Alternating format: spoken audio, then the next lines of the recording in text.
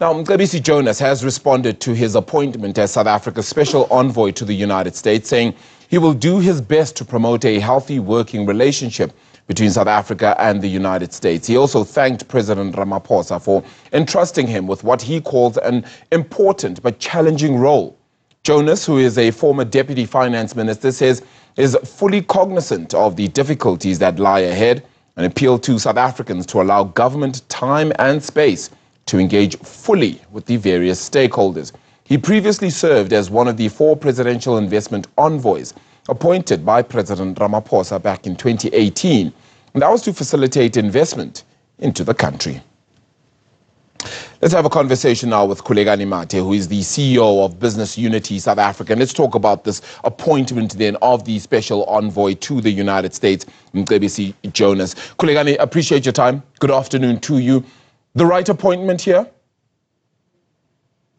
Good afternoon, Arabile, and to the viewers. Yes, from where we stand, Mr. Jonas's appointment is the right appointment, and we congratulate him on this appointment. We say so because Mr. Jonas is a really hardworking man. He's also somebody who has a good understanding of the politics and also has a good understanding of business, having served in both the public and the private sector. He fully understands the importance of the United States to South Africa, the importance of making sure that we restore the relationship with the United States of South Africa. And so we do think that Mr. Jonas is a good appointment. Yeah, what does it say then about South Africa's credentials? Going back to somebody who was former deputy finance minister, of course, it's going to be about messaging, of course, and cool heads and diplomacy, as we've continued to speak about over the last number of years. And of course, with trade, it being formally about business.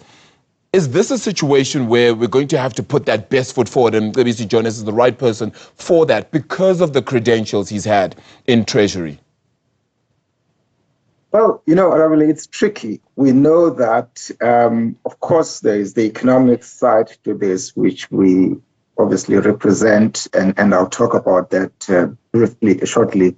But we also know that the nature of the relationship at the moment with the United States is really challenged. And so he's going to have to work really hard to do a very fine balancing act between getting the politics right and making sure that that relationship is restored. Now, coming back to the economics of it, of course, we know that the United States is important to us for several reasons. One, the fact that they are the second largest trading partner of South Africa's, that we have a significant presence of U.S. companies in South Africa.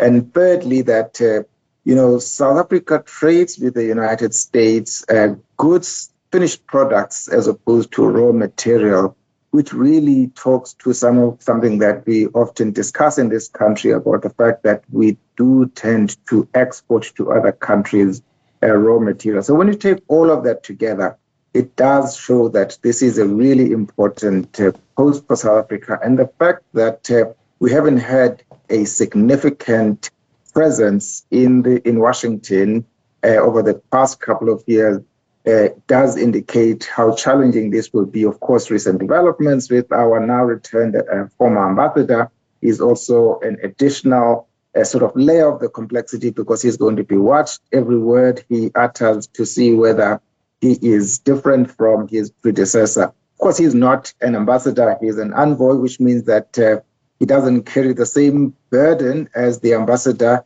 but as an envoy of the president, representing the president, what he says will be understood to represent what the president says, thinks on the relationship with the United States. What does this mean for the continuity, though, of foreign policy by South Africa? Is this still the same humble stance when you consider, yes, it's not the direct replacement of Ibrahim Rasool, but it becomes a conduit of the same nature? There is no guarantee that he will ultimately be appointed as ambassador to the United States.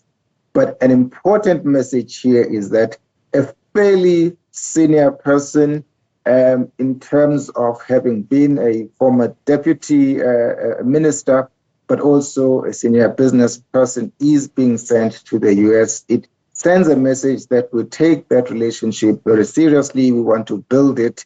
And so I think that bodes well for beginning to restore our relationship with Washington. Trying to restore that relationship, though, Khulekani, has to be the fact that you have to have a willing audience that wants to listen to you.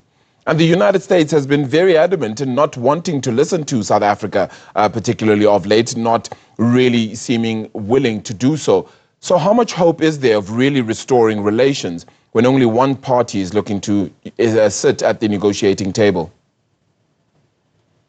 I don't want to pretend to be a foreign policy expert here, but what I do know is that the fact that we still have an embassy in Washington, there is an expectation that there will be representation of South Africa, and that through that representation, there will be engagements between Washington and Pretoria. And so although, as I've said, and I need to restate that he isn't a replacement of Mr. Ibrahim Rasool, it does indicate that we do want to keep the diplomatic channels open so that there is continued interactions and with between the two capitals. Mr. Mcebisi Jonas is a right man for the job. He is experienced. He understands politics, but he also understands business. He has been the president's envoy, presidential envoys that were appointed some while ago. So he is entering a space that he is not unfamiliar with, but we understand that it is, it carries with it a great deal of complexity that he's going to have to navigate. Yeah, because it becomes so difficult to navigate a space like this, one would imagine. But is this going to be business's interests? Is this going to be, let's call it capitalism's interests being put to the foreground here ahead of the country? Mr. Jonas is appointed by the president. So he is a president's envoy to the US. He is going to, whenever he interacts with the US from here, from there, he will be representing the president. He is not an appointee of business. He is the president's appointee. He will carry to the White House the messages that the president wants conveyed to the White House. Yeah, I mean, I only say that, of course, because he is, of course, in his private capacity still within business as well then. And, of course, that could play a crucial role. Do you think those interests, his leadership capacity and abilities as well, play a crucial role here in the relationship he's trying to build?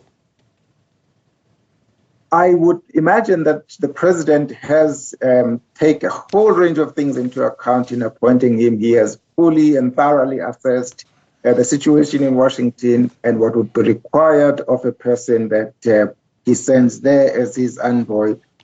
Taking, for instance, not just the understanding of politics, but making sure that he also has an understanding of business as he does. And so we certainly believe from a business point of view that he is the person who is going to represent South Africa there, represent our president. And we wish him success because his success is our success. Yeah. We are an economy that depends on trading with other nations for its own growth. We desperately need growth in this economy. So smoothing those relationships such that there is continued flow of goods between our nations is good for growth. And therefore, Mr. Jonas, we believe, will be able to play that role and do so effectively.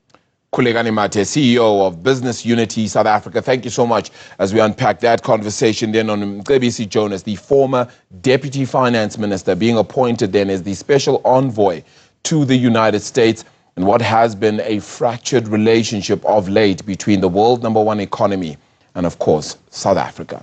We're going to get into more business news, and that conversation around Jonas's appointment as U.S. Special Envoy with a bit of an analysis continues right after this.